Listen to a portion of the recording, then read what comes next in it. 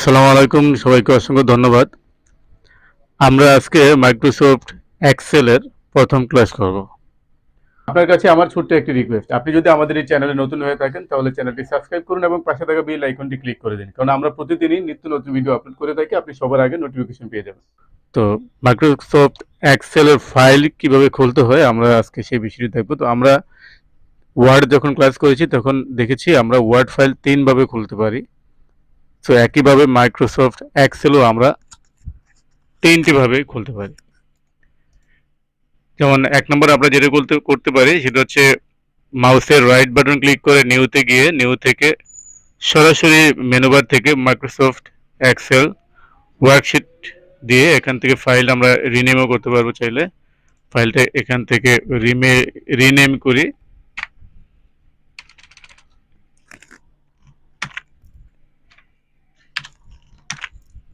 আমরা এখান থেকে ফাইলটা রিনেম করলাম।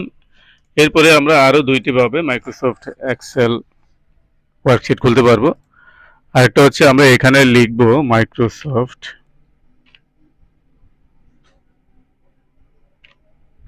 সার্চ অপশানে গিয়ে আমরা লিখবো মাইক্রোসফট। এই যে দেখুন মাইক্রোসফট লেখার পরে Microsoft Word, Excel, PowerPoint, Outlook, হ্যাঁ, এগুলো চলে আসছে। তো আমাদের দরকার হচ্ছে মাইক্রোসফট এক্সেল। তো আমরা মাইক্রোসফট এক্সেলে ক্লিক করে এখান থেকেও আমরা সরাসরি ফাইল ওপেন করতে পারবো। আরও একটি ভাবে আমরা মাইক্রোসফট এক্সেলের ফাইলটা খুলতে পারি, সেটা হচ্ছে আমরা স্টার্ট মেনুতে যাব। স্টার্ট মেনুতে গিয়ে অল প্রোগ্রামে যাব। হ্যাঁ, যেটা হচ্ছে আমরা স্টার্ট মেনুতে যাব। স্টার্ট মেনুতে গিয়ে অল প্রোগ্রামে যাব, সেখানে গিয়ে মাইক্রোসফট অফিসে গিয়ে এখান থেকে আমরা এই যে মাইক্রোসফট এক্সেল, এখান থেকে আমরা ফাইল খুলতে পারি।